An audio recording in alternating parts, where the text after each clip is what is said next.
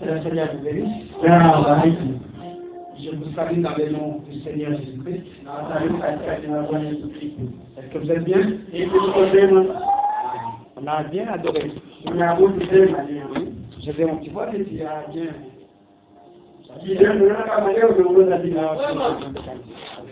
C'est bon.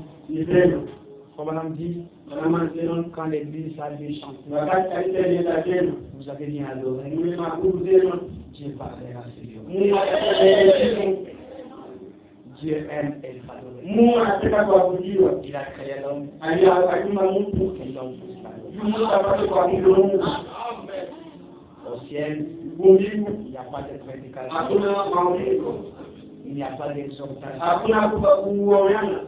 C'est juste l'adoration. L'éternité à l'éternité. C'est juste l'adoration. Que le Seigneur vous bénisse. Alors, si nous avons quelques ceux qui sont venus pour la première fois.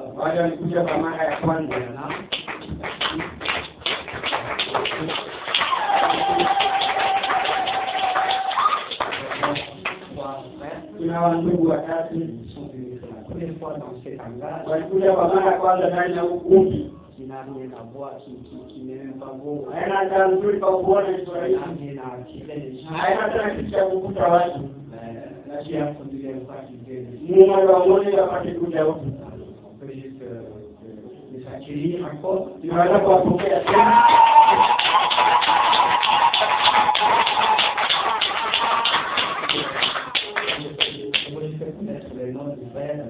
Kama tunatakuja majina ya wandugu na wengine ndugu tunatokea na jina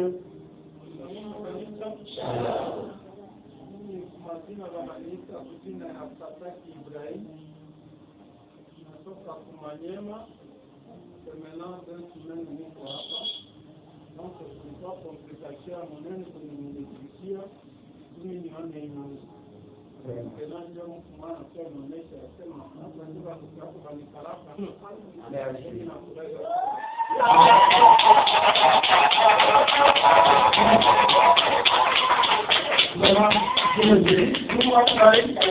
si vous êtes ses frères,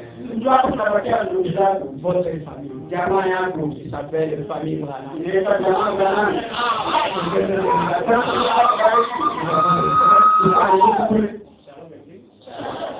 Majina naitwa ndugu Kristo Masheka Jema. Natoka Goma maskani ya Arkansas Tabernacle kwa Pastor Banel.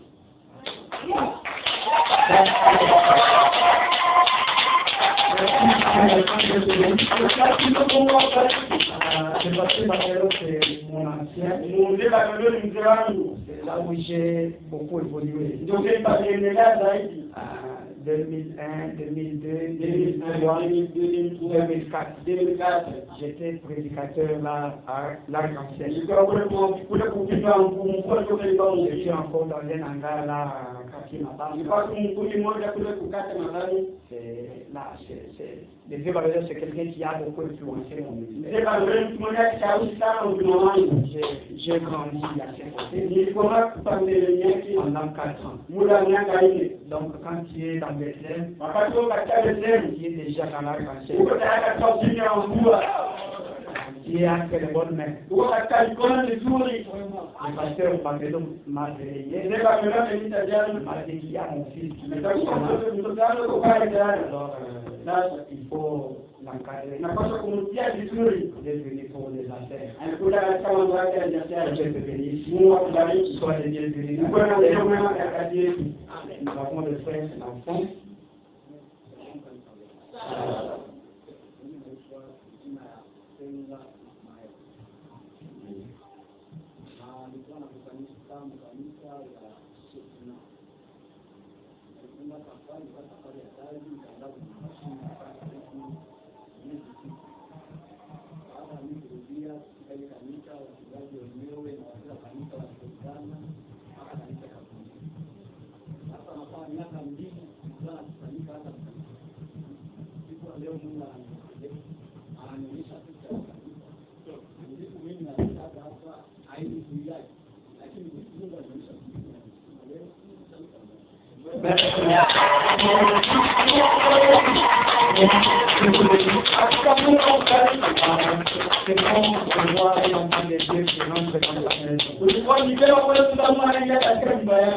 Là, dans le monde, il n'y a rien.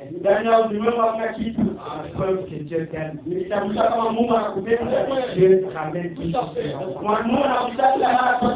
Même si vous le fouillez, il va vous chercher.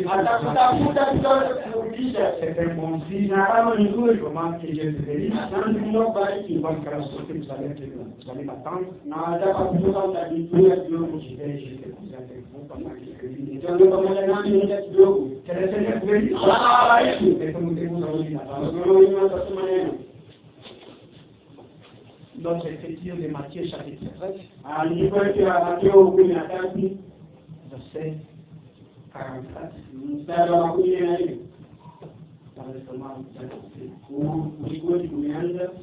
Matthieu 13, 44. Le royaume des cieux est encore semblable à un trésor caché dans un champ. L'homme qui l'a trouvé le cache. Et dans sa joie, il va vendre tout ce qu'il a et achète ses champs.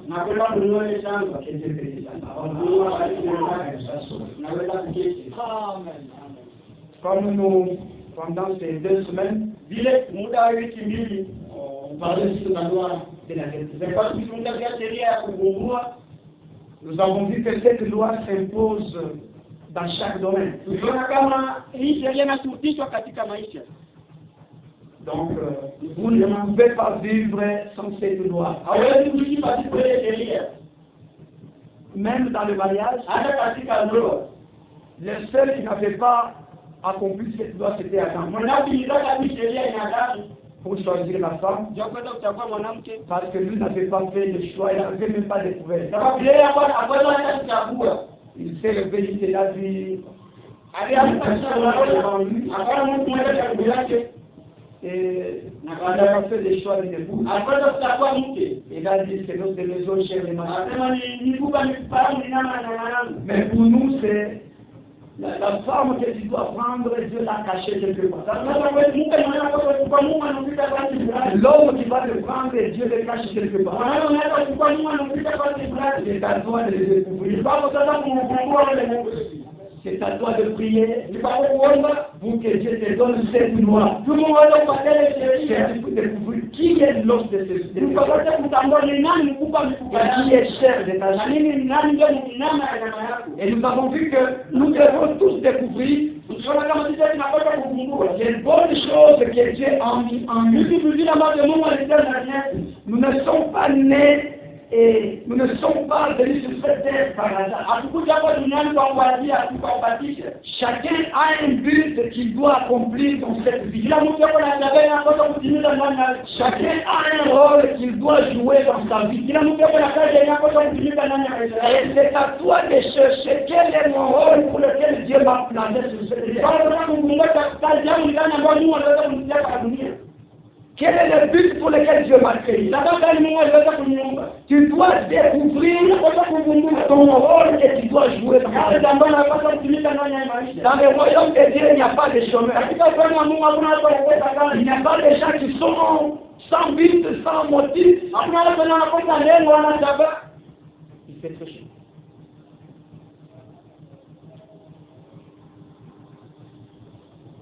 Il n'y a personne qui est sans but, sans objectif. Chacun a un rôle. Est-ce que c'est amen? Alors ce matin, je prends la loi de la coopération.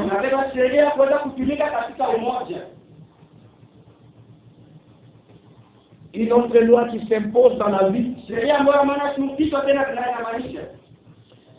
Que l'homme tel que Dieu l'a créé ne peut pas vivre sans coopérer avec une autre personne.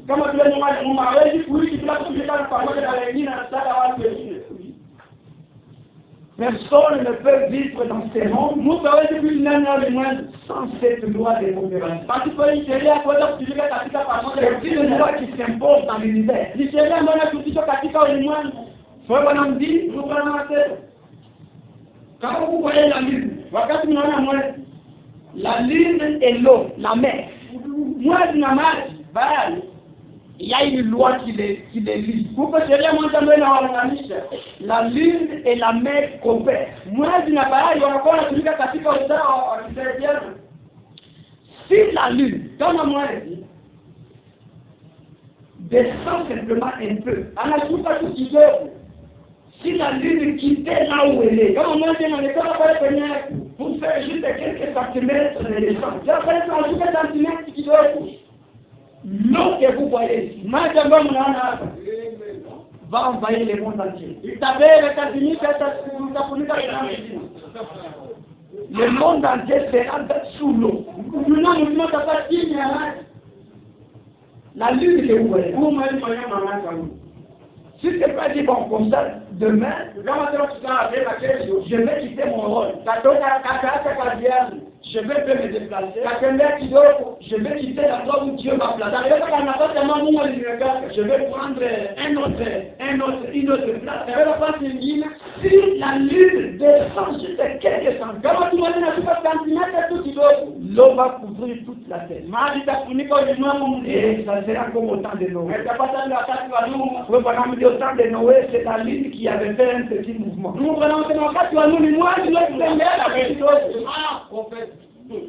La lune est descendue un peu. Et c'est ce qui a fait que l'eau est montée. Et maintenant la lune ne veut pas que les humains viennent encore avec l'eau. Dieu avait dit, je ne tuerai plus le monde avec l'eau comme ça. Dans le monde entier. Et la lune avait écouté cette parole. Jusqu'à présent, la lune retient cette parole. Et la lune collabore avec la terre. Avec la terre. Il se passe. Je ne descends pas. Si je descends, les humains vont mourir. Mais tu veux très bien. Amen. Je pense que ce matin, vous allez bien comprendre pourquoi Dieu a envoyé William Branham. Il n'est pas un prophète comme les autres. Quand nous voulons expliquer ceux qui ne sont pas dans les messages, nous disons, bon, Branham, c'est un prophète comme vous.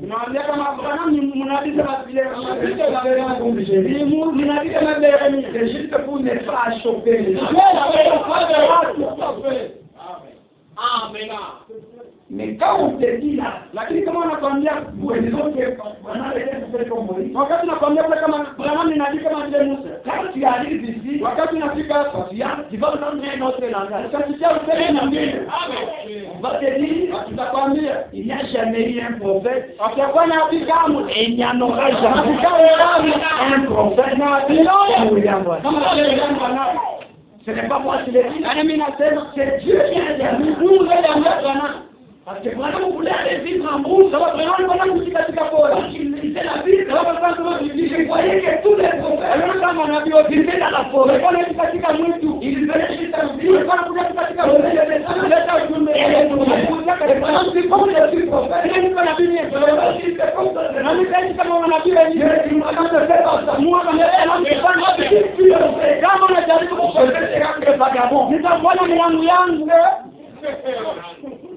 toi, tu n'es pas comme ce toi.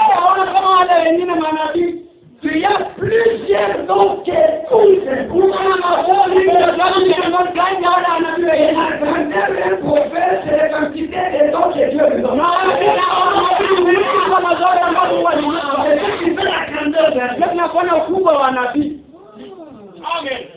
Et maintenant, la croissance. Voyons que cette histoire de coopération, les vendredis après-midi, si tu as quelqu'un qui fait baptême, nous sommes en train de faire des choses chez nous. Et il y avait un documentaire, la plupart, tu vois que la côté documentaire, il y a des oiseaux, des animaux. J'aime beaucoup la nature. D'abord, j'aime voir les animaux, les et nous avons remarqué cette chose. un oiseau. Il y avait 2 oiseaux de nature différente. 2 espèces différentes. Mais on a vu un oiseau qui venait nourrir. Il venait nourrir un autre oiseau qui n'est pas de sa nature.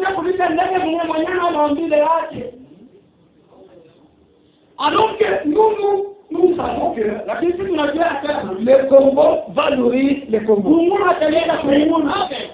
L'aigle nourrit les aigles. Mais là, nous avons vu 2 oiseaux, 2 espèces différentes. Je ne connais pas les noms de ces oiseaux. L'autre, c'était comme un hibou. Et l'autre, je ne sais pas c'était quel oiseau. Et il vient, il donne la nourriture dans la bouche.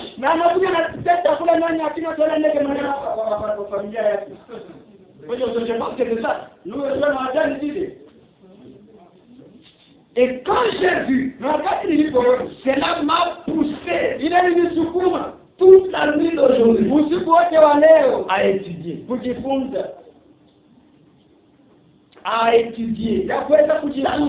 Comment ça? C'est comme la colombe, qui commence à nourrir les pigeons. Qui commence à nourrir les cocos. Il y aura Dieu, parce que c'est quoi? Les gens vont nous donner même pas la bouche pour recevoir la nourriture. Et ils vont se battre. Mais on a vu l'harmonie, une compréhension. C'est comme s'ils sont des...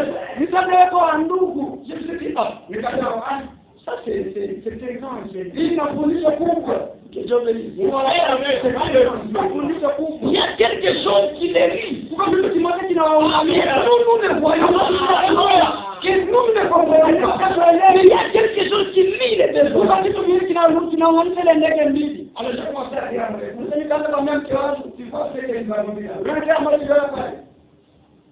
si c'est un oiseau-là qui mangeait, c'est comme on les éblouit, on les analyse. Si tu ne sais pas nourrir parce que tu n'es pas de mon espèce.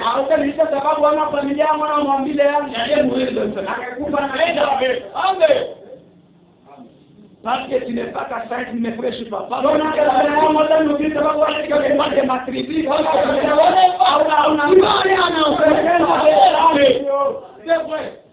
C'est vrai.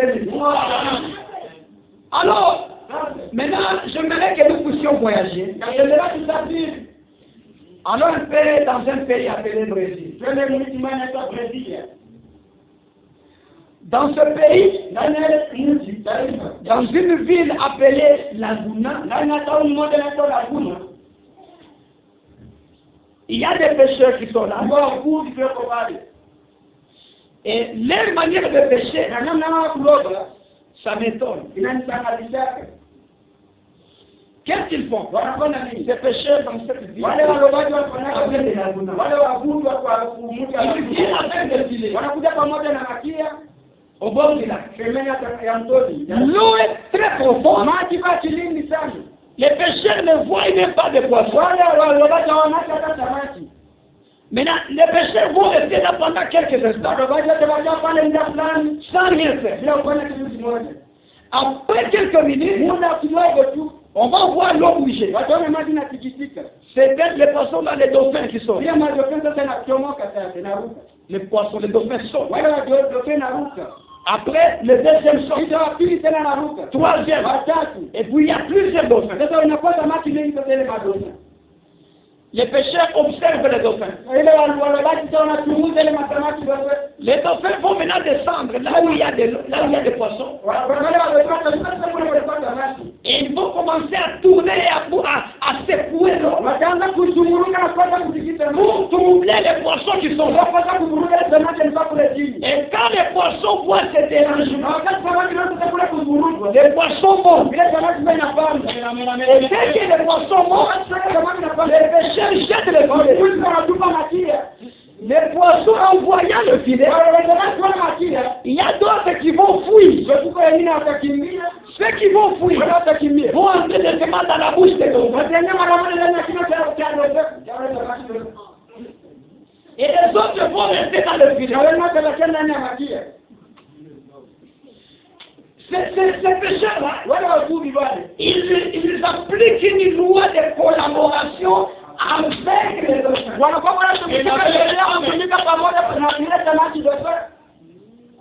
Les dauphins sont incapables d'attraper les poissons qui sont là.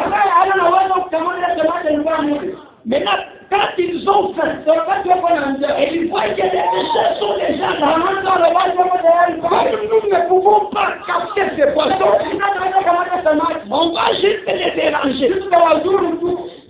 Quand ils seront dérangés, ils vont déranger.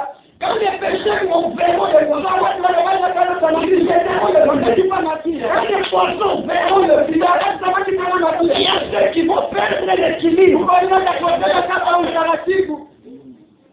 Ils vont se faire filier. Et les dauphins ouvrent les bouches. Donc les poissons veulent fuir le ciel. Ils tombent dans la bouche du dauphin. Finalement, les dauphins ont trouvé à manger, et les pécheurs ont trouvé à manger. Tu vas voir maintenant que ces pécheurs protègent plus les dauphins. Ils ne veulent pas que les gens aillent tuer les dauphins. Parce que pour eux, les dauphins sont très importants. Ils ne peuvent pas vivre sans les dauphins. Ils ne peuvent pas manger sans les dauphins. Ils collaborent avec les dauphins. Est-ce que vous comprenez? Amen. Tout le monde est important. Il n'y a personne qui vit dans ce monde qui est comme ça sans importance. Même s'il n'a pas d'argent, même s'il n'a pas étudié, même s'il est infirme, même s'il est aveugle, il a un rôle à jouer.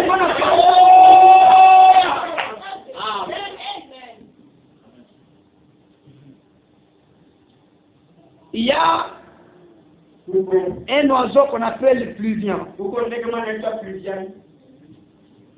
Le pluvien, c'est celui qui rince les dents des crocodiles.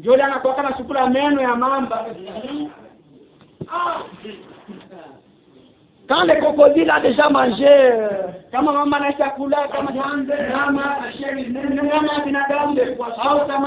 il y a des morceaux de viande qui restent dans les dents. Et le crocodile est incapable d'enlever.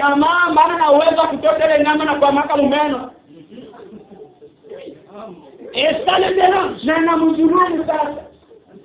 Qu'est-ce qu'il fait? Il quitte la mer. Il va au bord. Et il ouvre la bouche. Il va rester longtemps. Il y a un petit poisson qu'on appelle le pluvien. Dieu l'a créé pour venir enlever les restes de nourriture dans les arbres.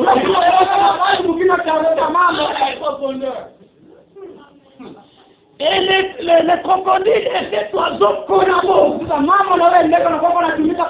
Alors que les crocodiles, quand ils voient l'oiseau, ils vont manger. Mais quand les pluviens viennent, les crocodiles ouvrent la bouche. Parce qu'ils savent que celui-ci vient pour m'aider.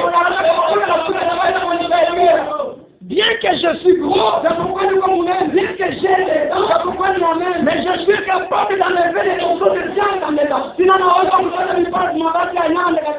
Et il ouvre la bouche. Cet oiseau, quand il vient, vous pouvez penser que vous ne pouvez pas se savoir. Il entre directement dans la bouche. Et le crocodile ne ferme pas la bouche. Et il commence à enlever. Il mange. Donc c'est ça sa nourriture. Au lieu d'aller se débrouiller ailleurs, il vient manger. dans la bouche de crocodile, il aide anamsaidia mamba. Mungu anamjiki na nature vit dans la coopération. La nature coopère. La nature vit dans l'harmonie. Et c'est un jour va rester là.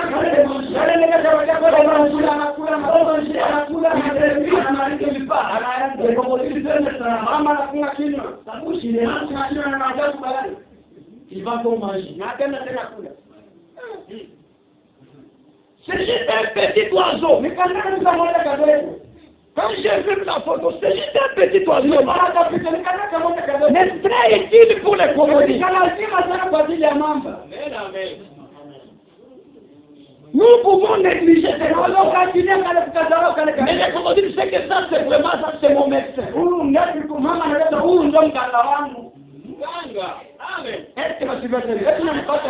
Donc dans la vie, tout le monde est important. Dans la vie, vous êtes obligé de coopérer.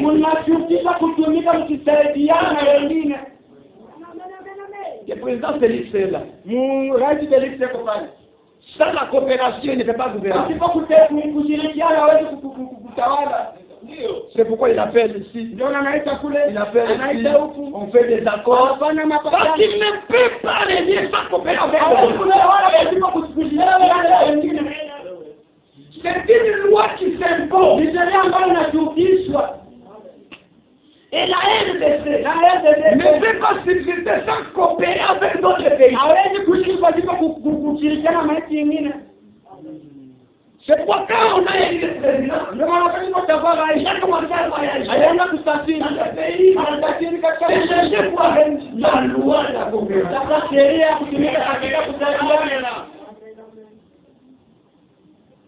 Nous avons de l'or. Si tu veux nous avons les diamants. Mais nous n'avons pas de machines pour exploiter ça. Si nous disons, bon, nous ne voulons pas la coopération, c'est Dieu qui nous a donné ça va rester des années sous le sol, et nous allons mourir de mort. Mais dans la loi de la coopération, mais il y a des machines pour extraire les diamants. Maintenant, vous coopérez. Comme ça, toi, tu fais les machines. C'est notre diamant.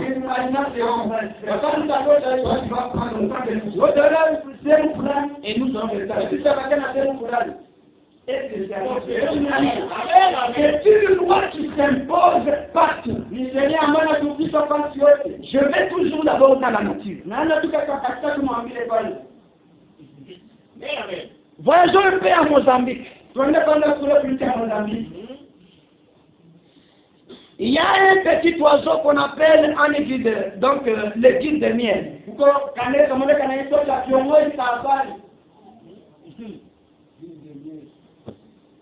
Ce petit oiseau, il y a une tribu là qu'on appelle les lagas. Les lagas. Ces gens-là, ils vivent dans la forêt. Maintenant, ils aiment beaucoup du miel. Maintenant, comment découvrir là où il y a le miel dans la forêt? Dieu leur a donné un petit oiseau qu'on appelle le guide de miel. Quand ces gens-là entrent dans la forêt, ils commencent à pousser des cris. Ils ont un certain cri qu'il faut et l'oiseau comprend ces cris. Ce sont les êtres humains qui cherchent le miel. Lui aussi, il pousse un cri. Et les humains comprennent que non. Cet oiseau est déjà quelque chose. Et il commence à suivre l'oiseau va commencer à s'envoler pour chercher partout où il y a des abeilles. Et dès qu'il trouve les abeilles, il change de cri. Il crie. Quand il crie, les humains comprennent que non, il y a déjà du miel. Et ils vont arriver là. Cet oiseau aime beaucoup le miel. Mais il ne peut pas prendre quand il y a des abeilles. Les abeilles vont le tuer. Maintenant, pour que lui mange, il doit collaborer avec les êtres humains.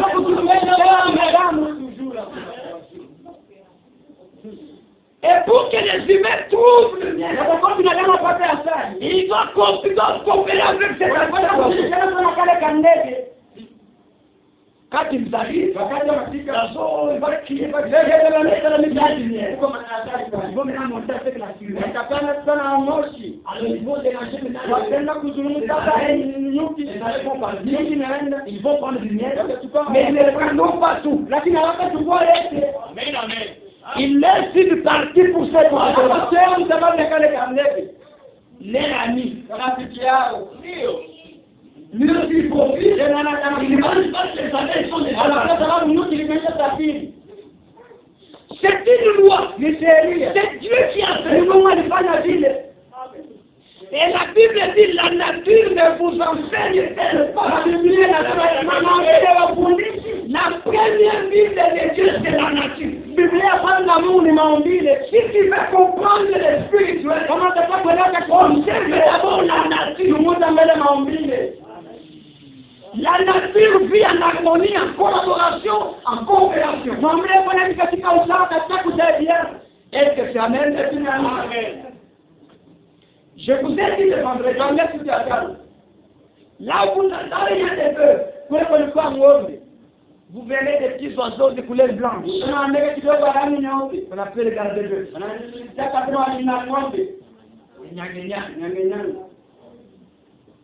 Cet oiseau-là, il est toujours à côté de toi. Lui n'est pas un animal. Pourquoi il vit toujours à côté de l'animal? Parce que le bœuf, malgré sa grandeur, il a des parasites, il a des insectes qui fait son cerveau. Et il est incapable d'enlever ces choses. Il peut secouer sa queue. Ça ne sortira pas. Alors Dieu lui a envoyé une aide. C'est cet oiseau. Quand il vient lever l'ennemi de la vache qui suit son sang. Il vient aider la vache. Mais en aidant la vache, lui aussi coupe la nourriture. Parce que lui mange. Il enlève, il mange. Et la vache, vous ne verrez jamais en train de chasser les nyangényang. Parce que c'est important, bien que c'est petit, mais c'est important. Et la vache coopère, collabore avec ses oiseaux. Est-ce que c'est amen? Amen. Ça, ce sont des lois qui sont des lois universelles.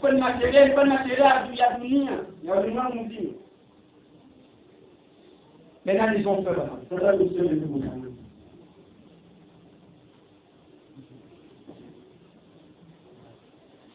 Dieu aussi, dans le spirituel, il est obligé de vivre selon cette loi. Parce que Dieu sans l'homme, il est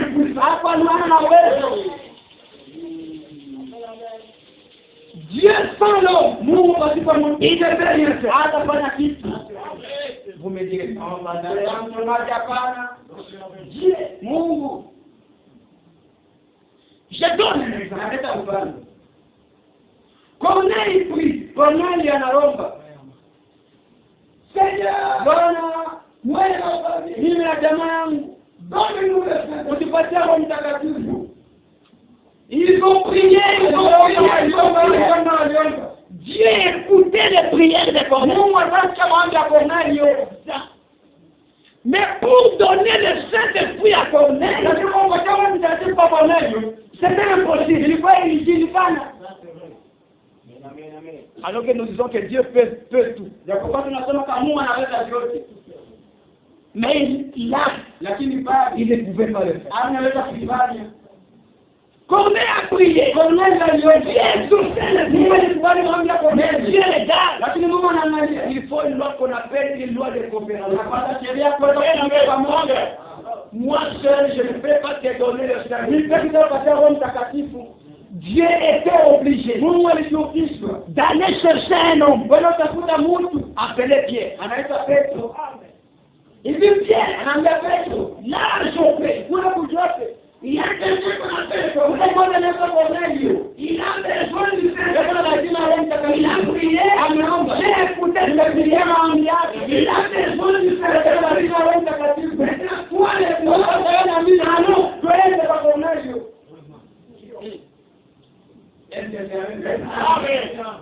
et maintenant, Pierre est descendu. Il a d'abord douté. Il a dit non, moi, c'est ma femme. Et ils sont partis. Dieu est entré maintenant en Pierre. Là, il y a Pétre. Et Pierre arrive dans la ville de Cornélio. Il prêche. Pendant qu'il prêche, alors que le Saint-Esprit a profité.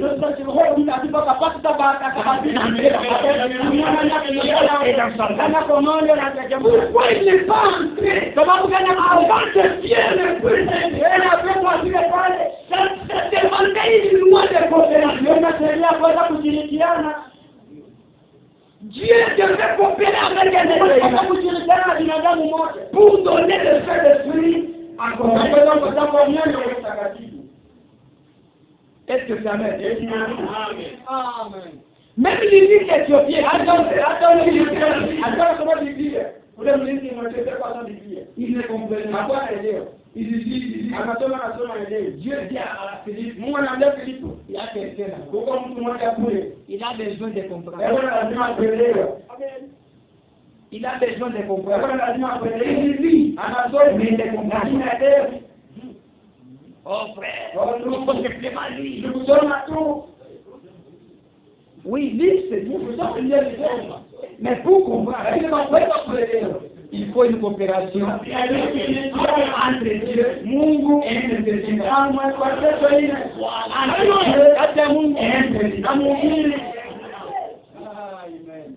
Pendant qu'il lisait, pourquoi Dieu n'est pas descendu pour les faire comprendre? Mais Dieu est allé chercher Philippe. Et Philippe est venu.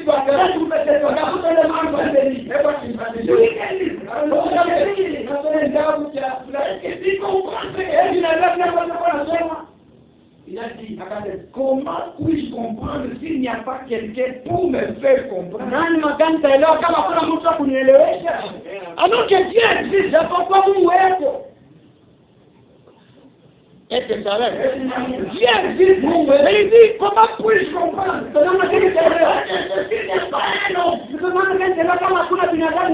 me faire comprendre. Et maintenant, Dieu a profité. Pour faire comprendre. C'est une loi. Dieu l'a placée là. Et lui-même doit observer cette loi. Il dit à Moïse, ton peuple est en Égypte, ils feront 400. Et puis je descendrai. Il n'avait pas dit que je vais envoyer un prophète. Je descendrai moi, mais le jour qu'il est descendu, il rencontre Moïse. Moïse, j'ai entendu les cris de Moïse. Je suis descendu. Il a répété la phrase. Alors il dit à Abraham,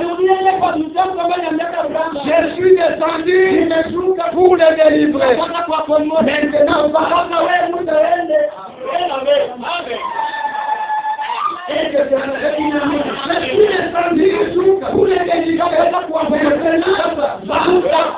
C'est une collaboration entre Dieu et Mungu na mtu. Dieu lui-même, Mungu est incapable, alifanya na uwezo, yani ameshia kwenda katika mbele za Mungu, Firauni demandait à permission pour faire sortir Israël. Il fallait chercher un être humain, kama binadamu. Collaborer avec cet homme, on allait faire l'exode. Est-ce que me suivez? C'est une loi que Dieu lui-même qui l'a établie.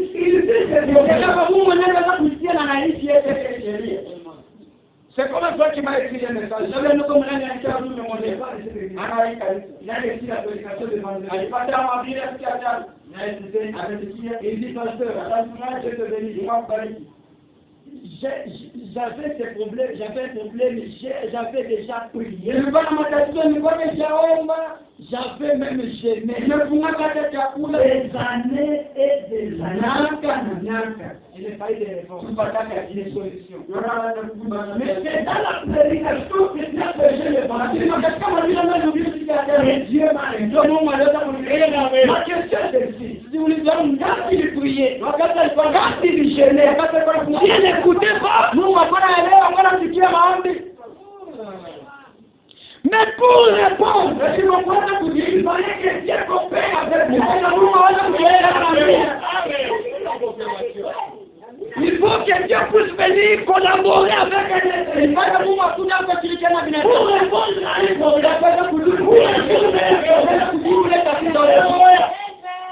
quand tu rejettes un homme, quand tu ne trouves pas mon tu viens rejeter Dieu, tu vas nous Dieu, il a toujours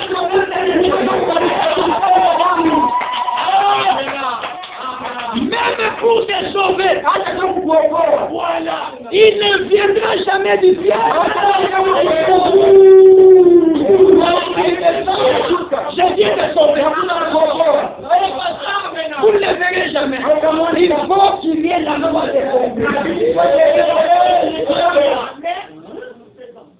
est-ce que c'est amen?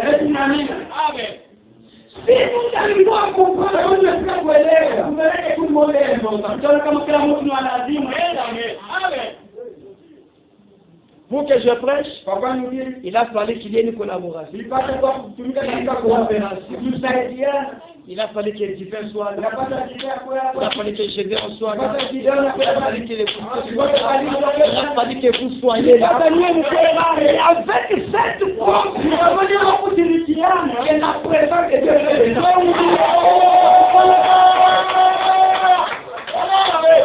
Toi qui es aujourd'hui, voilà comment tu te la malade. Mais c'est ce qu'il y a qui mousse, ce qu'il y a qui mousse. Moi, je ne sais pas personne, j'écoute tellement. Je ne sais pas ce que tu dis. Depuis que tu as commencé à dire, dis-moi quel jour que tu as dit. Si vous m'avez dit que tu as dit, vous n'avez pas. C'est ça ce qu'il y a. Je peux comprendre la personne. Attends. N'importe qui. N'importe qui.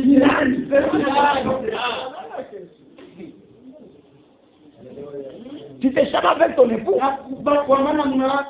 Alors il est bon. Unafunga ndio hapo sasa mangu. Je veux dire ule nani unasema ni nani?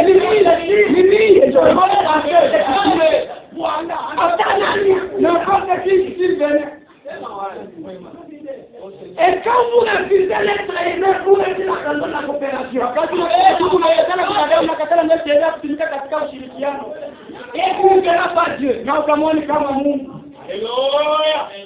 J'ai toujours dit, pour venir à l'église, vous avez prié, vous lui c'est Dieu, je vais écouter ta parole. Réponds-moi. Tu arrives là, maintenant que je m'assois là, que ton Dieu que tu as prié, je lui viens de répondre.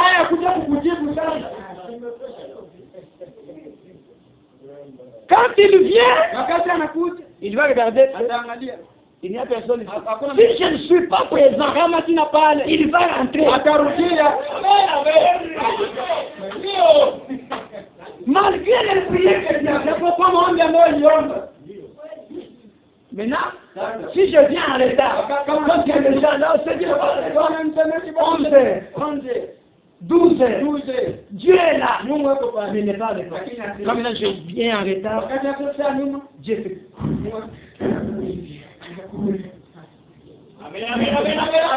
Je ne peux pas. Ça, c'est une loi, une série. Oh, mes amis, j'aimerais que le Seigneur puisse vous faire comprendre et même vous expliquer plus. Je marque le mot, comment vous faites comprendre, mais comme vous avez déjà un enseignant interne, je crois que lui va vous faire comprendre. Ce que l'Esprit a voulu dire sans le dire ouvertement. C'est une loi qui s'impose dans la nature. Je prends la prédication, n'ayez pas peur.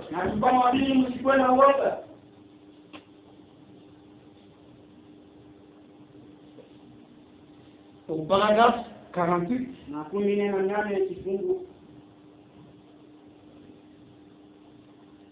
Savanam dit,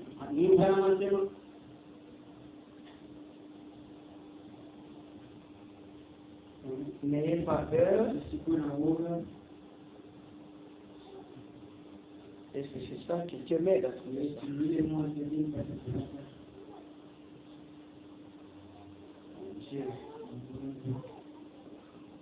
48. Il a prêché ça le 17 juillet 60.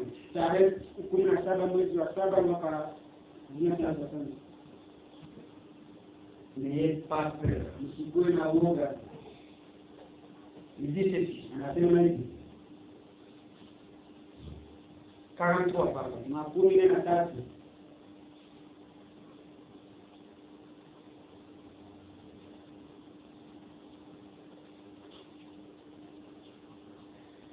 Vous savez, qui a déjà voyagé dans une pirogue? Là où on rame. Merci. Tu peux être au milieu, tu es assis, les rameurs sont à gauche et à droite. Pour que la pirogue avance, il y a une coopération entre les rameurs. Et ils rament avec cadence. Donc tous marchent en harmonie. Et quand ils marchent en harmonie, la pirogue avance. Mais s'il n'y a pas harmonie entre les rameurs, l'autre, il va, l'autre se répond, n'irait nulle part. Donc pour que la pirogue avance, il faut que ceux qui rament appliquent la loi et l'harmonie. Écoutez ce que c'est pour cela que je me suis tenu sur la brèche avec le frère Pentecôtiste. Lorsque nous pouvons nous tenir chacun à côté de notre rame et ramer avec les autres, la barque avancera comme il faut. Notre petite barque traversera l'océan de la vie. Lorsque nous naviguons sur l'océan solennel de la vie maintenant. Et ce dont nous avons besoin,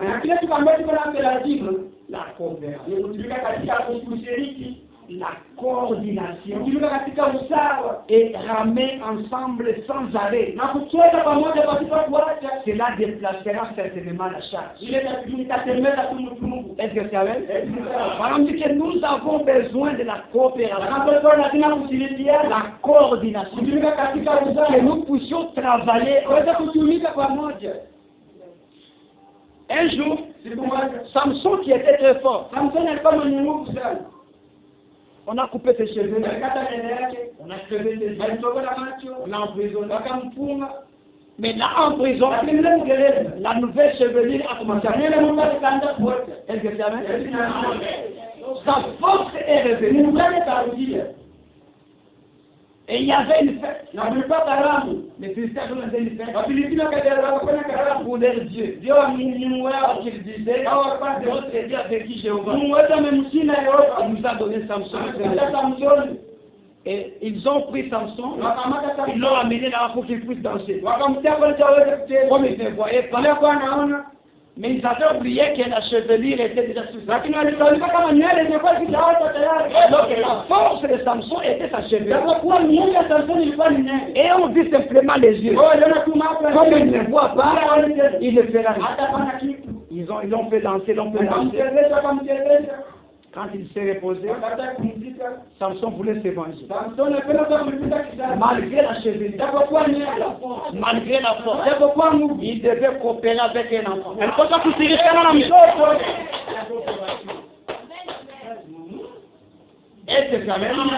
Il est allé chercher, il a trouvé un enfant.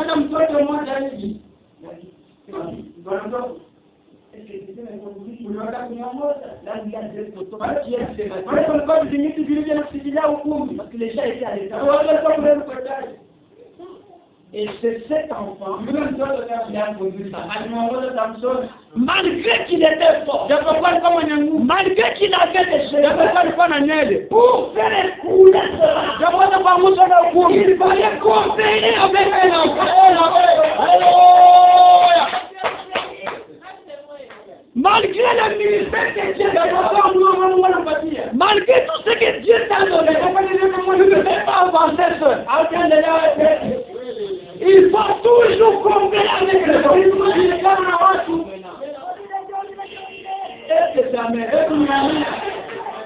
Et quand c'est arrivé là, il a touché des points.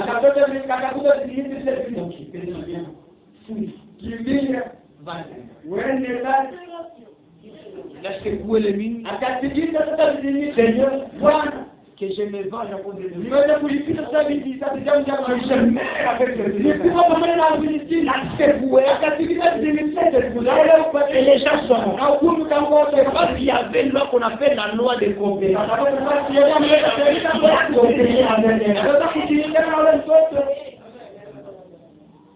Même votre enfant, Dieu peut toujours l'utiliser. Si vous êtes spirituel, vous comprendrez qu'il y a une loi. J'ai l'enfant là, qui aura bientôt 2 ans. Nous pouvons être au salon à 19h, en train de causer. Il y a des fois où elle vient, elle s'assoit, et elle commence à chanter. On comprend déjà qu'elle est la prière en famille. C'est comme ça qu'elle fait. Et une fois que ce temps est déjà là, on n'a pas encore prié, elle vient et commence à chanter. C'est une puissance. J'ai dit à mon épouse qu'il est temps de prier. C'est une coopération. Vous coopérez. On n'a pas besoin de chercher dans la méthode. Parce que Dieu peut dans le Dieu peut utiliser votre propre vie. Mais l'être humain est tellement distrait. C'est difficile qu'ils comprennent que ça c'est Dieu qui parle. Est-ce que c'est amen? Si nous voulons que notre pacte avance, chaque ramène doit ramener. Si nous voulons que cette église puisse avancer, tout le monde doit ramener. Tu ne peux pas croiser les bras. Tout le monde doit ramener.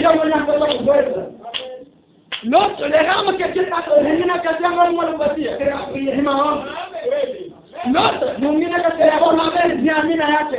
l'autre, j'évite sa présence à l'église. L'autre, Chacun, Dieu lui a donné quelque chose pour nous. Si nous collaborons, si nous coopérons, chacun vient avec ce que Dieu a envie de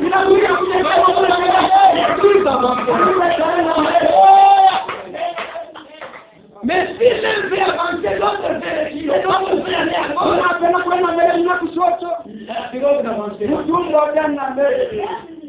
Laissez-moi vous dire quelque chose.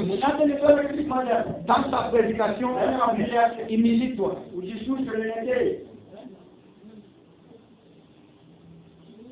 Paragraphe 49.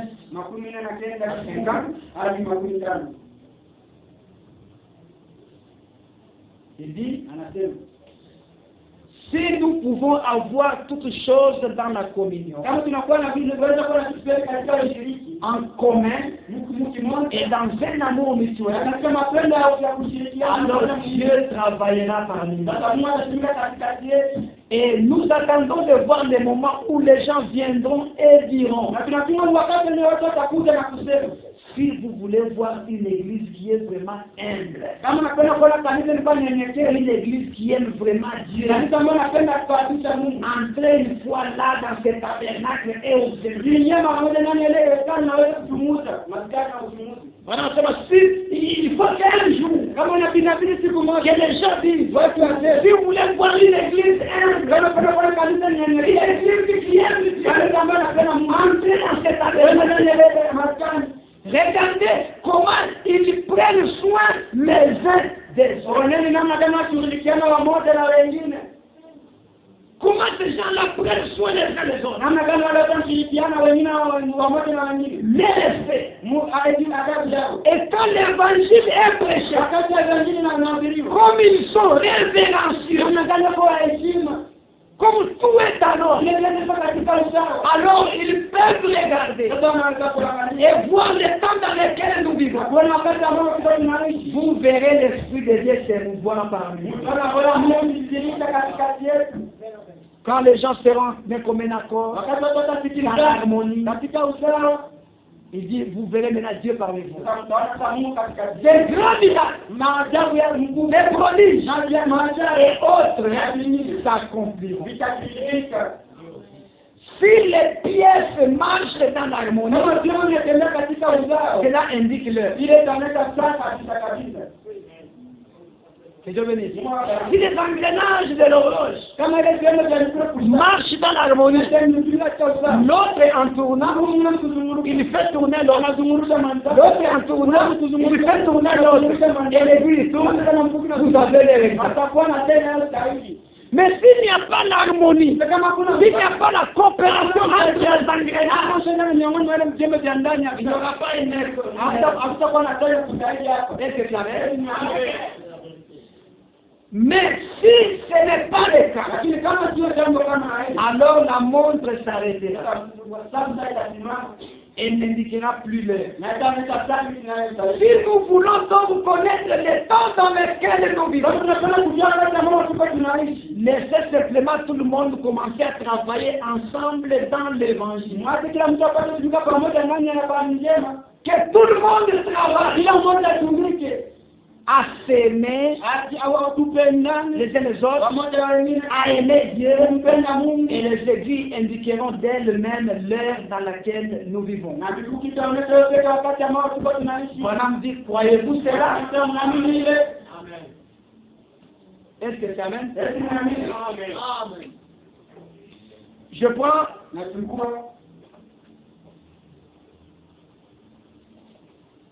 une autre prédication, une délivrance totale. Paragraphe 7. On a dit, j'ai apprécié la prière des frères de ville. Plutôt, de frères ville. Sa façon de prier pour les gens. Et en implorant l'aide et la miséricorde. Si seulement on regardait attentivement tout le temps que tout le temps que quelque chose arrive, on verrait qu'il y a quelque chose de très authentique à ces produits. Et pourtant, frère David est arrivé et a amené ces diacres et tout. Il y a les frères pour prononcer les bénédictions sur l'offrande de l'église. Je l'ai entendu dans sa prière parler de ces gens. Comme ils ont prié les uns pour les autres. Et cela me fait du bien d'entendre un pasteur prier pour ces diacres. Je peux très bien. Cela me fait du bien d'entendre un pasteur prier pour ces diacres. Et les diacres priaient à leur tour pour le pasteur. Quand vous voyez une église coopérer ainsi, quelque chose est près de se déclencher. Voilà comment l'église doit être dans l'ordre. Quand l'église prie pour le pasteur, le pasteur prie pour l'église, voilà, on dit quelque chose va se déclencher dans l'église. Il y a une coopération dans l'église. Nous ne voulons pas la division. Que Dieu bénisse. Nous voulons être unis. Mais pourquoi ici, il n'y a pas de Bangouba, il n'y a pas de il n'y a que des chrétiens. Et si nous comprenons ça, quand nous commençons à travailler sur base, Dieu bénira cette église. Tu ne peux pas vivre sans la loi de la coopération. Un jour, le prophète vient. Il dit à un roi Ézéchias, tu vas mourir. C'est pas très bien. Ce n'est pas Dieu qui est venu dire. C'est le prophète. Ni nabii. Dieu a parlé au prophète. Mungu aliambia nabii. Le prophète dit. Nabii anakuja. Ezekiel. Quand le prophète a parlé, les gardiens l'ont demandé. Prophète, qu'est-ce que tu dis par rapport à l'autre? Le prophète a dit, ainsi il est il va mourir. Il sort. Il n'arrête pas de le commettre. Il faut une ceinture. Des militaires. Ils lui ont demandé. Qu'est-ce que tu dis? Il va mourir. Il arrive très tôt. La population a demandé. Qu'est-ce que c'est là? Le roi, a dit, ok, ça va. Je vais mourir. Je vais mourir. Même si c'est Dieu qui l'a dit, je ne mourrai pas. Il s'est mis à genoux. Il a demandé pardon. Il a commencé à rappeler à Dieu les bonnes choses qu'il a déjà fait dans sa vie. C'est pourquoi il faut voir des bonnes choses. Il faut voir des bonnes choses. Quand il y a un problème, tu peux appeler. Seigneur, il veut restaurer pas que j'ai fait. Un jour, j'avais fait ça. Un jour, tu ne fais pas les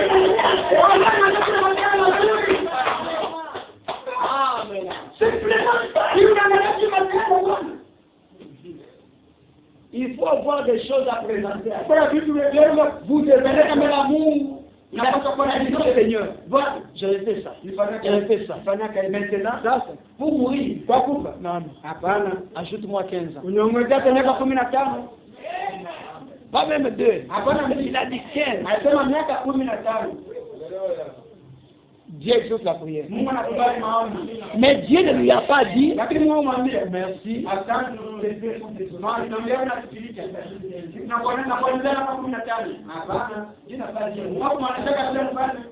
Dieu est en train encore chercher le prophète.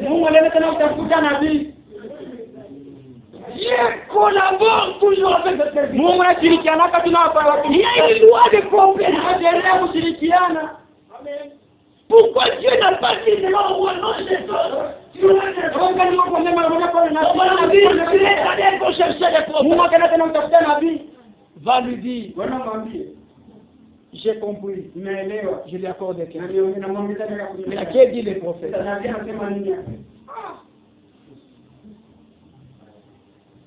Dans sa prédication, la vie, paragraphe,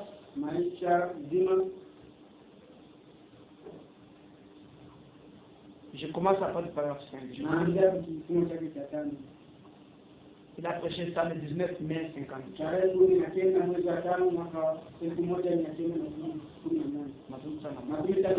C'était quand Ézéchias était couché. Suivez très bien.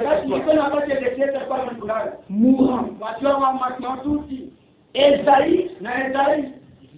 Vous imaginez comment ce prophète a dû se sentir? Quand il s'est avancé et a dit, ainsi dit le Seigneur, tu vas mourir, tu ne descendras pas du lit. Et il était un vrai prophète. Et il est sorti de la chambre. Là, c'était les célébrités du palais. Oh, grand prophète, quand il fera dire à l'autre voix, ainsi dit le Seigneur, il va mourir.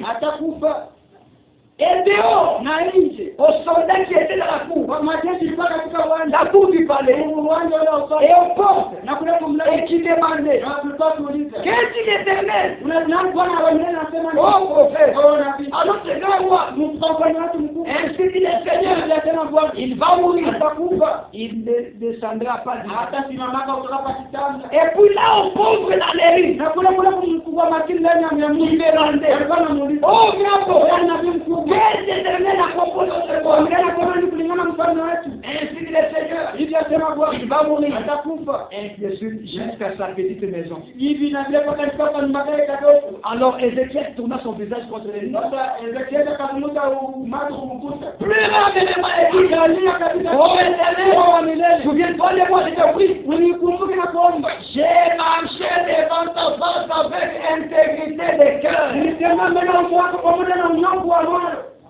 Ah, il était sûr de ce qu'il dit. Et quand il a dit, Dieu a dit Amen, Dieu a accepté.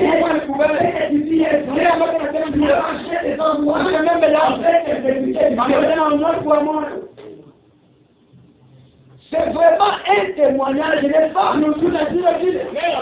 Et je demande encore 15 années de vie. Maintenant, qui était le plus grand homme de la nation? C'est le roi. Le grand roi terrestre parlant au grand roi terrestre. Eh bien, pourquoi le roi ne lui a-t-il pas dit? Le roi Dieu. D'accord, Ézéchias, j'ai entendu ta supplication. Mais vous savez, Dieu a des manières de faire les choses. Et nous devons coopérer avec ces manières de le faire. Dieu a des manières de faire. Et nous sommes obligés de coopérer avec ces manières. Ézéchias n'était pas né dans une telle position pour que le Seigneur lui parle comme cela.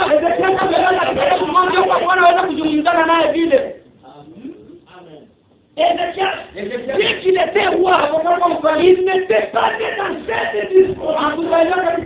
Pour que Dieu descende, et lui parle par une voix audible. J'ai écouté ta prière. Tout le monde n'est pas né pour écouter cette voix.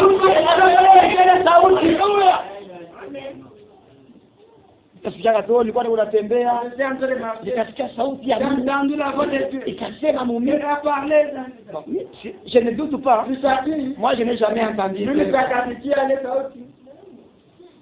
mais ce que nous avons, c'est une voix interne. Il vous parle à l'esprit. Vous savez qu'il y a quelqu'un qui parle. Quand il parle à l'extérieur, mes amis, si la montagne de Sinaï, il avait parlé. Les gens avaient fui. Les gens étaient tombés. En 1933, il a encore essayé une fois. Il a parlé. Madame, les gens s'étaient évanouis. Mais toi, pourquoi tu t'évanouis pas quand il parle hier? Il est très fort. Amen. Tout le monde n'est pas né pour écouter cette nouvelle. Mais ouais, mais bien qu'il est né, bien que Dieu exaucé cette nouvelle, mais il n'était pas en mesure de supporter l'écho de Dieu. C'est comme nous avons lu le dimanche. La fête est le vendredi. Vendredi, je pense. Le vendredi. La sœur Florence, et dit, frère, je suis Christ. J'ai pris, mais malgré ça, je n'arrive pas à chasser des mots. Quand il y a un malade, alors que moi je prie, je gêne. Alors tu n'es pas né pour chasser les démons, tu es né pour gêner. Il y a de ces gens-là qui sont nés pour faire ce travail. Toi, ton travail, c'est de prier pour les gens. Quand tu pries pour eux, pour quelqu'un du monde, il va prier. Et les gens puissent se passer. Chacun a un héros. Ça demande simplement la loi de la coopération. Celui qui est né pour prier, doit coopérer avec celui qui est né pour chasser les démons.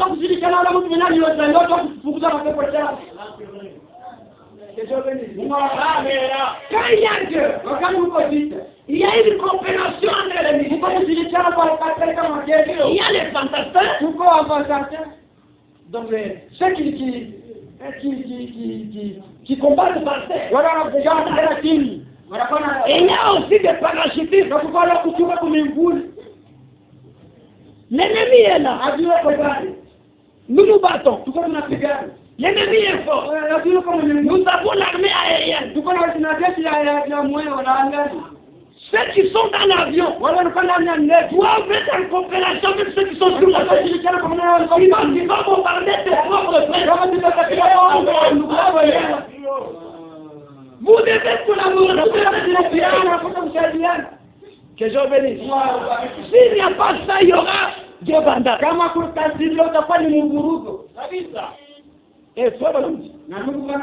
Ézéchiel n'était pas né dans une telle position. Pour que le Seigneur lui parle comme cela. Le Seigneur est donc retourné là où restaient les prophètes. Et il a dit, va lui dire que j'ai entendu sa prière et je vais lui accorder. Que Dieu bénisse. Il faut qu'il y ait une coopération. Une coordination. Amen. Mais pasteur de l'église, le pasteur et l'église doivent collaborer. Doivent coopérer. L'église n'avance pas. Ici, les pasteurs qui disent c'est l'église. Les églises qui disent l'église. Que Dieu bénisse. Amen. Souvent, quand il y avait guerre en 97, la guerre de Musée, on disait que l'autre, ce sont là qui viennent les Kadogo là.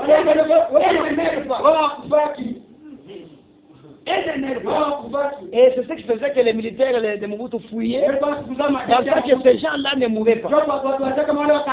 Alors qu'ils mouraient. Mais c'était quoi? Quand ils avançaient, avancé, si l'un d'eux était touché, il meurt, on prend les corps, on efface les traces. Il meurt, on le ramène. Même quand il y a l'équipe, il y a des cadavres, on va dire qu'il y a mais je vais très bien. Il s'agit de stratégie pour que l'ennemi ne puisse pas voir votre c'est comme ça que l'armée spirituelle de l'Église doit marcher. Il ne faut pas montrer nos faiblesses à nos ennemis. Que les diables ne puissent pas voir les faiblesses de nos frères. Nous devons savoir comment cacher les faiblesses de nos frères.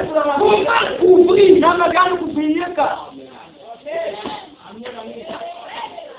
tu vas quelque part, il y a des dessins ici, qui s'est raté. Non, nous étions alors que tu sais bien que c'est vrai.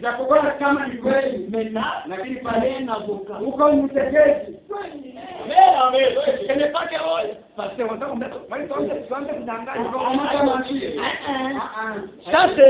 ça c'est cacher les faiblesses de la je les défends. Et puis quand maintenant je vais les voir, là je l'attaque.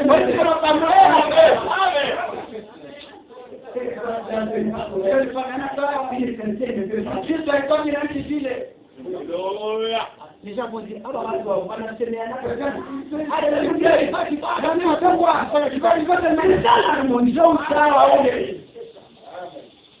Est-ce que c'est amen? C'est comme ça que laissez-moi vous lire quelque chose avant de terminer. Nous allons continuer le mardi. Je prends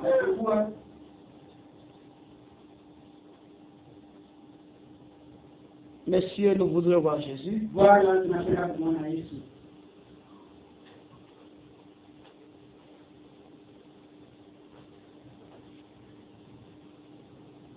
258.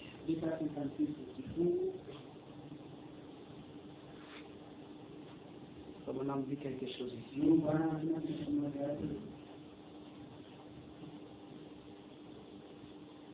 En effet, Dieu n'œuvre que par les trichements des hommes. Est-ce que ça veut dire? Dieu n'œuvre que par les trichements des hommes. Combien savent cela? Exact. Il ne fait rien sans l'homme. Absolument pas. Donc pour que Dieu fasse, il faut qu'il cherche l'homme. Oh Dieu bénis-moi. Dieu bénis-moi. Ne pensez pas que c'est la manne. L'imam va commencer à tomber. Il faut toujours qu'il y ait un homme. Quand tu as prié, Dieu bénis-moi. Et puis Dieu envoie quelqu'un. Un homme. Dans la case. Nous connaissons pas une case. Une case gagne. Ni kazi tu moja ndogo hivi. Unaweza kuwa na $50. Des textes ne travaillent pas pour les enfants de Dieu. On dirait maintenant qu'on n'a pas la case pour les enfants de Dieu. Mimi mtoto wa Mungu nilikuwa sentinelle. Un enfant de Dieu qui devait garder des armes. Moi, j'ai déjà prié, frère. Dieu va exaucer ma prière. Et ce temps-là va passer, c'est le printemps qui va. Il va entrer dans ce qu'on appelle l'été.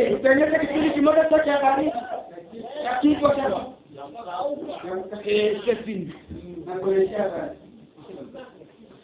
Que Dieu bénisse. Le bonhomme dit, ne négligez pas la place là où Dieu vous a.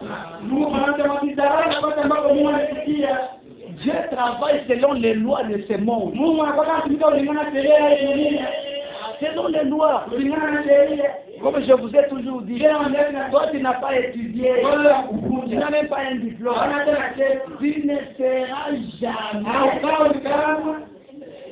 Si c'est directeur de banque, oui, mais tu peux sérieux, 2021, vraiment c'est l'année où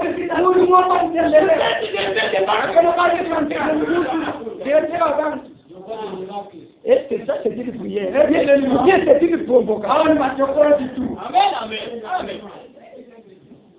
C'est une prière sans révélation. Amen. Non, si c'est pas Dieu me prête là-bas, Dieu me montre qu'il y a la capacité.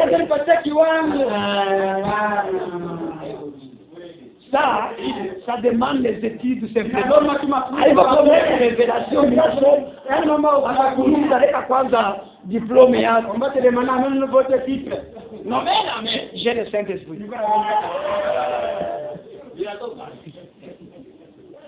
Que Dieu bénisse. Même quand vous priez, vous devez prier selon la révélation. C'est que moi je demande. C'est moi qui dois demander. Amen. Que Dieu vous bénisse. Dieu travaille à travers l'homme. Un frère besoin de travail. Tu ne sais pas que c'était juste une porte. Il y a d'autres travail, c'est juste une porte d'entrée. Et la Bible dit, si tu n'as pas été fidèle dans des petites choses, tu seras fidèle dans les grandes choses. Dieu peut te tester. Il te donne juste un petit travail. Non.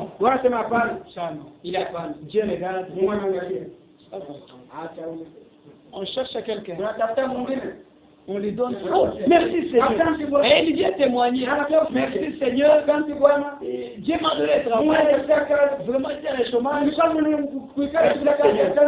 À la sortie, vous devez être prêt. Tu as témoigné qu'il y a eu. C'est où? Je suis la famille. Quand il te donne, mais lui, il remercie Dieu. Et Dieu voit maintenant, comme il est quelqu'un qui est reconnaissant, Dieu va lui confier autre chose.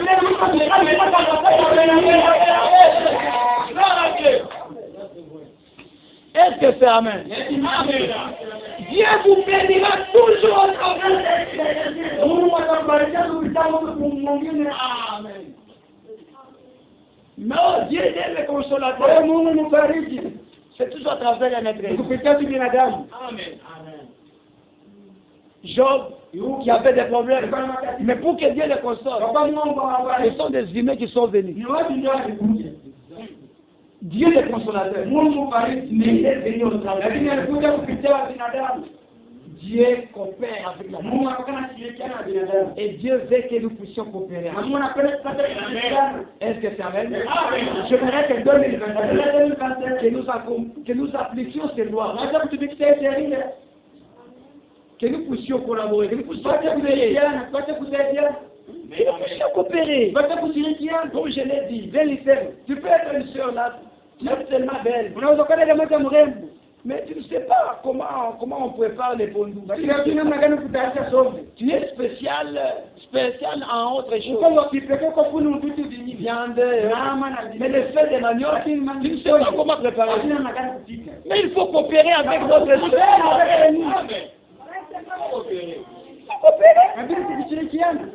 Nise nasikia sio uwezo napika sombe ya kuja tse bwana ngo ninaenda kusombe mwe mama mimi ndikira manje kisombe cha kila se fuere na kidivu sape na kola ni wako maka vile ni vile nasikia kama tu nasikia wanataka nakwambia vitu malipi hivi nilikuwa kwa ela kwa bagale kisombe kisikia tu nanje kusema kisema inapata tizo amen ne négligez pas ça usiatilie ile amen il est en train de te dire, tu n'as jamais bien préparé il faut directement.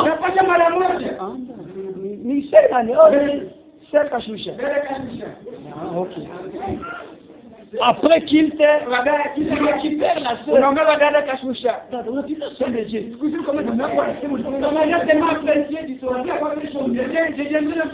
une coopération, c'est une collaboration. Et demain tu prépares. Ils sont mon poche. Ah bon? Il a fallu que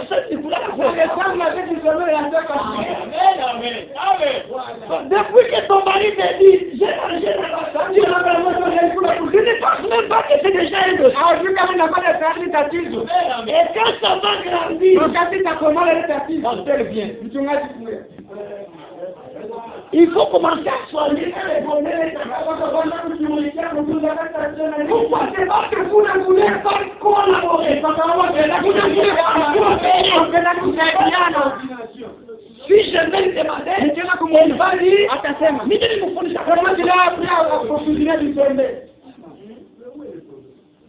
na wewe ukisema vile uko na mapepo kama unasema mimi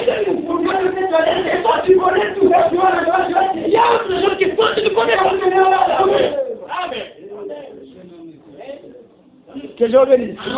Même les prédicateurs, il y a ceux qui sont forts en enseignement. Quand il enseigne vraiment, il est fort. Mais dès que lui prêche l'évangile,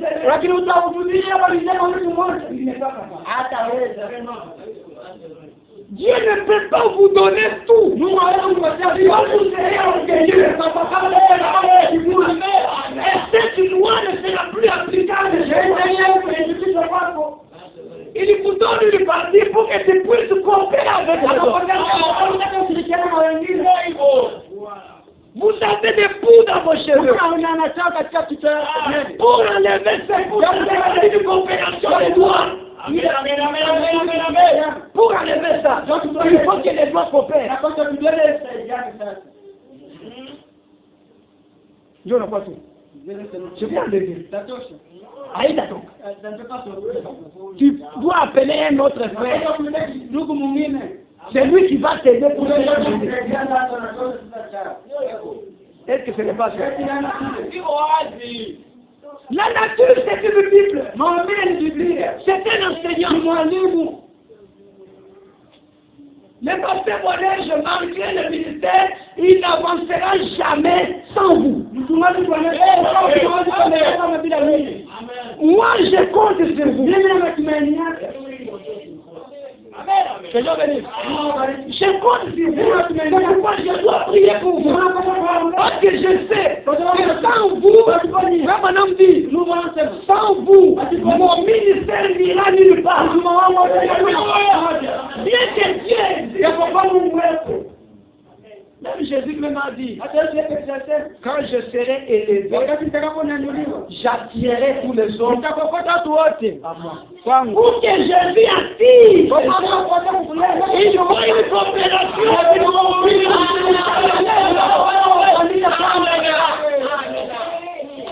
Il faut que toi tu l'aides.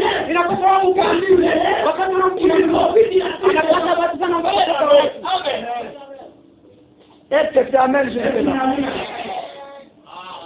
Nous devons coopérer, nous devons collaborer. Tu as trouvé un travail, frère. Au lieu de chercher des païens.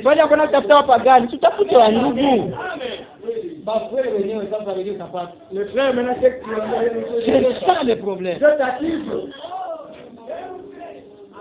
À tel point qu'aujourd'hui, travailler avec un païen, ça devient un peu mieux. Parce que lui, il a peur de la prison. Un frère dit, frère, madame dit, on ne peut pas amener son frère en prison.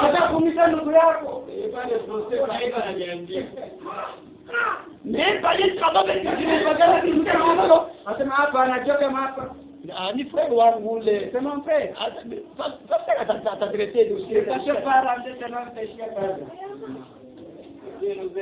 Mais quand on avait plus de messages, il y avait des gens de conscience, c'était des moyens de message.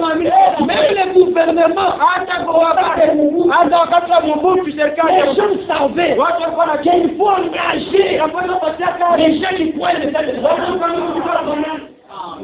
Les gens très sérieux. Il n'était pas des voleurs en Corinthe. Il n'était pas des esclaves en Colombie.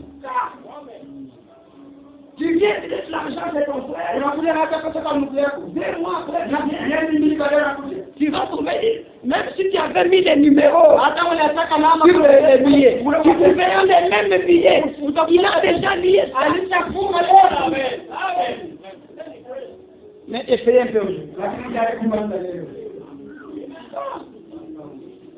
Mais Dieu ne manque pas de témoins.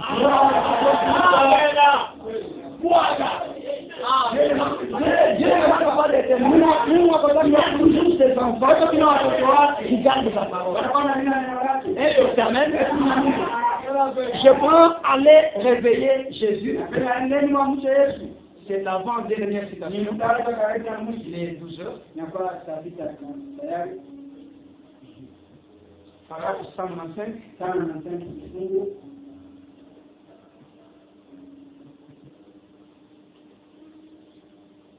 Puisse-t-il alors qu'ils passeront dans cette ligne et que nous leur imposerons le main, puisse-t-il reconnaître qu'il ne s'agit pas juste de passer à côté d'un homme, mais que Dieu et son homme sont un. Dieu est entré dans l'homme et que Dieu ne fait rien sans l'homme.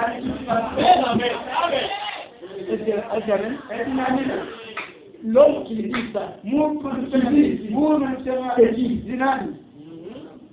il veut prier pour les malades. Il prie Seigneur. Pendant que les gens viendront ici pour que je prie. Puisse-t-il reconnaître qu'il ne s'agit pas juste de passer à côté d'un homme. C'est donc c'est lui.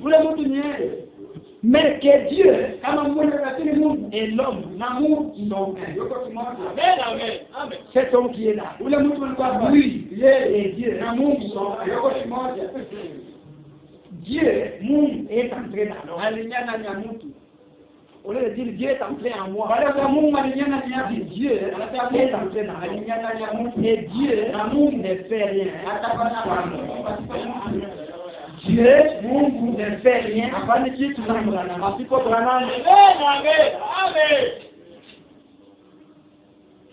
Dieu a voulu visiter la Odyssée. Il a fallu coopérer avec elle. Alléluia. Il a fallu qu'il coopère avec elle. Pour sauver les gens qui étaient là. La coopération était obligée. Il dit, c'est ce qu'il fait. Ses œuvres sont faites à travers de l'homme. Il a fait de l'homme son partenaire. Est-ce que c'est amen? L'homme, c'est un partenaire de Dieu. Dieu ne fait rien sans l'homme.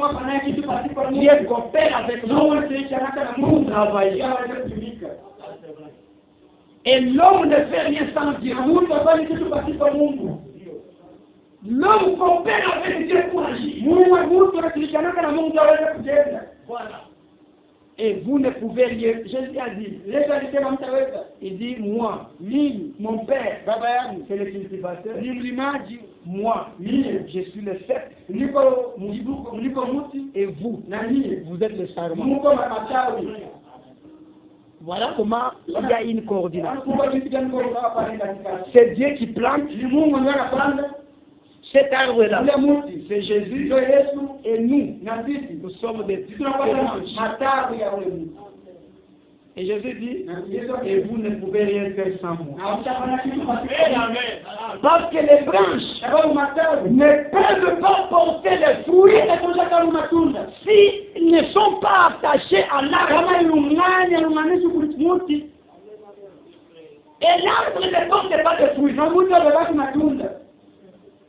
sont des branches. Ni matawi yanatubaka matunda. Est-ce que c'est amen? L'arbre c'est Jésus. Jésus ne porte pas de fruits. Ce sont des branches qui portent des fruits. Il dit que c'est vous qui êtes les branches. C'est vous qui devez porter les fruits. Aussi longtemps que vous êtes connectés à moi, quand il y a une coopération entre l'arbre et les branches, vous verrez les fruits. L'arbre sans branche, pas de fruits. Et les branches sans l'arbre, pas de fruits. Est-ce que c'est amen? Nous devons coopérer, nous devons collaborer. Oh, Bethléem. J'aimerais voir 2021 une coopération totale. À tel point que même les gens du dehors, quand ils vont regarder, ils vont dire voilà les chrétiens. Voilà les gens qui s'aiment. Voilà les gens qui se respectent. Est-ce que c'est amen? La grandeur de l'église, ce n'est pas le nombre de gens, c'est le caractère de l'église. La grandeur de l'église, ce n'est pas le bâtiment, c'est le comportement des fidèles. Quand vous travaillez dans l'harmonie, dans l'amour, dans l'unité, il va bouger. Alléluia. La seule chose qui peut bouger cette ville, ce n'est pas la doctrine, mais c'est l'amour. C'est l'arme la plus puissante que Dieu nous a donnée. Est-ce que c'est amen? J'aimerais voir une collaboration entre nous d'abord. Avant d'aimer les gens du dehors, aimez-vous d'abord.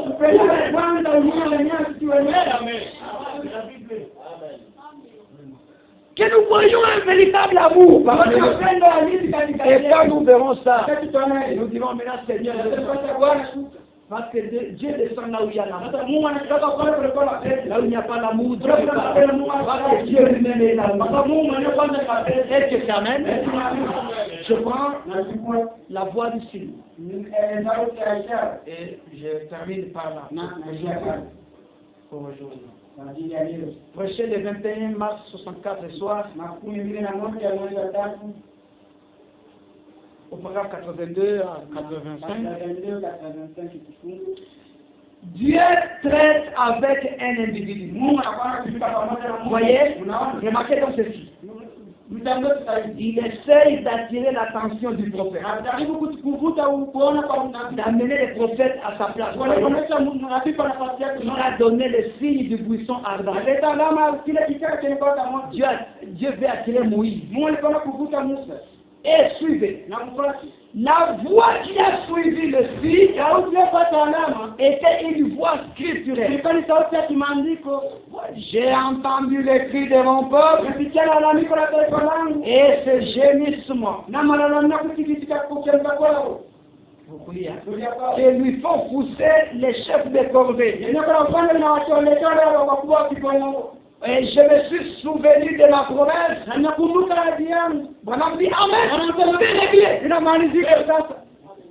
Comme il s'est souvenu de sa promesse, je me souviens de la promesse.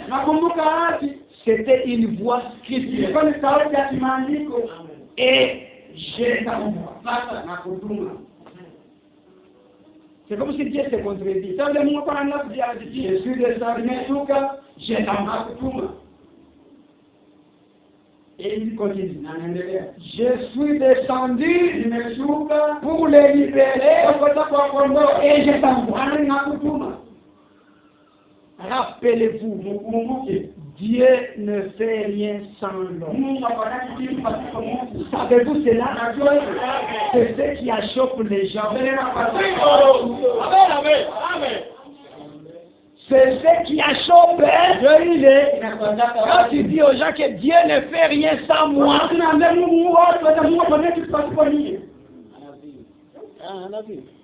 en tant quoi? En tant que je tiens ça en amour. Dieu ne fait rien sans vous.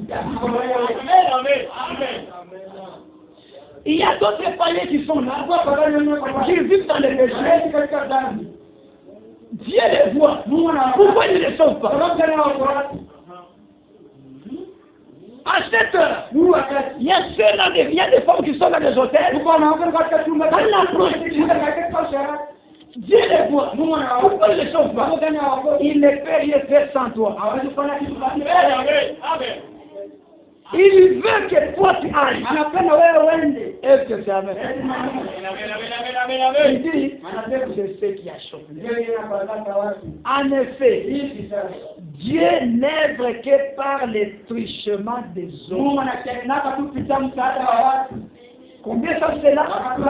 C'est exact. Il ne fait rien sans l'homme. Absolument pas. Absolument pas.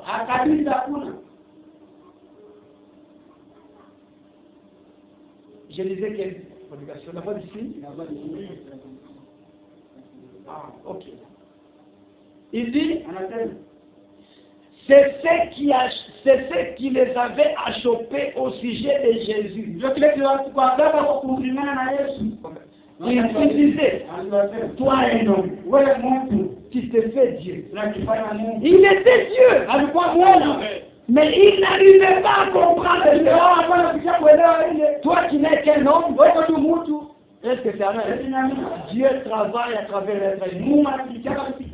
La nature nous enseigne qu'il faut une coopération. Et nous devons vivre dans cette harmonie. Je veux voir dans cette église une coopération, une collaboration. Les sœurs doivent collaborer. Vous voyez que votre sœur a une faiblesse. Au lieu de parler, au lieu de donner des rapports au pasteur, allez voir votre sœur.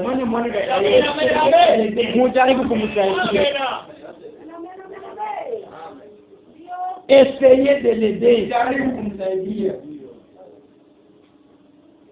Moi j'ai toujours dit, quand on dit, oh pasteur,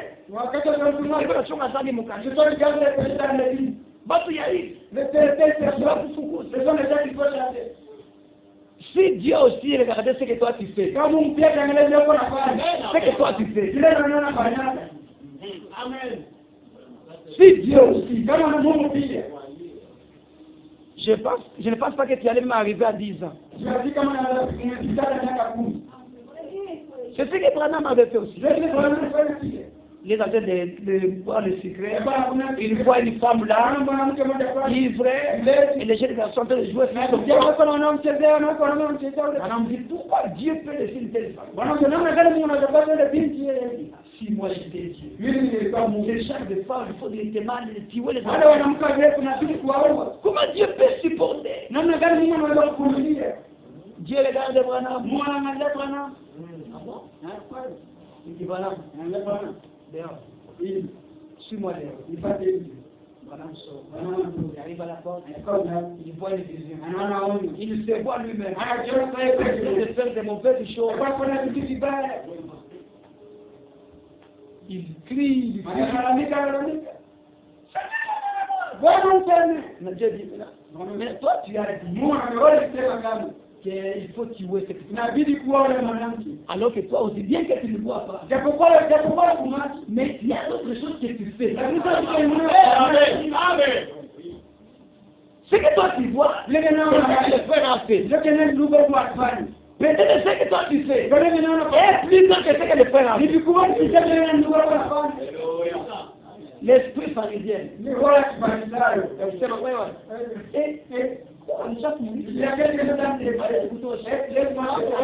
on y a na chevron.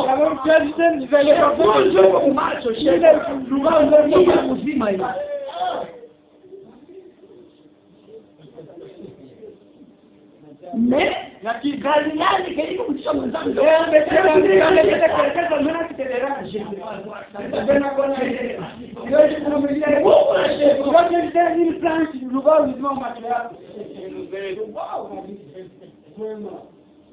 Que Dieu bénisse. Au lieu de parler, viens à l'église.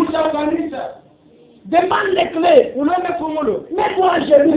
Prie pour lui. S'il faut même gêner, gêne pour ton frère, gêne pour ta femme. Seigneur, aide-les,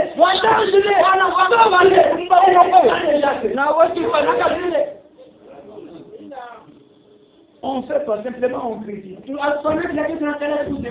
Frère Branham dit, si votre frère est tombé dans un trou, vous ne payez pas de l'enfant. Mais aidez-les.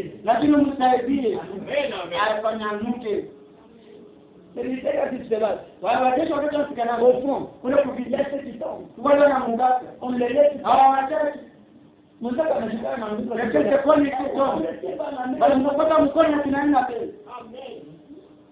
Que Dieu bénisse. Quelqu'un me disait, je n'ai pas encore lu, c'est un pasteur qui me disait, soit il a lu quelque part, dans une statue, je n'ai pas encore lu. Il me disait,